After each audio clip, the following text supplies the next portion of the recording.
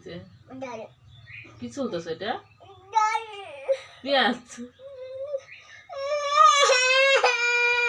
ওটা রাখো, ঝাল লাগবে তো। ওটা পেঁয়াজ তো।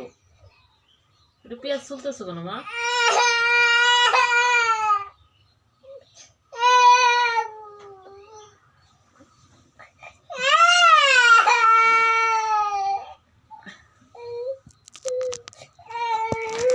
কি দেখি দেখি হাতে দেখি কি এটা? এটা কি দেখি হাতে দেখি কি এটা?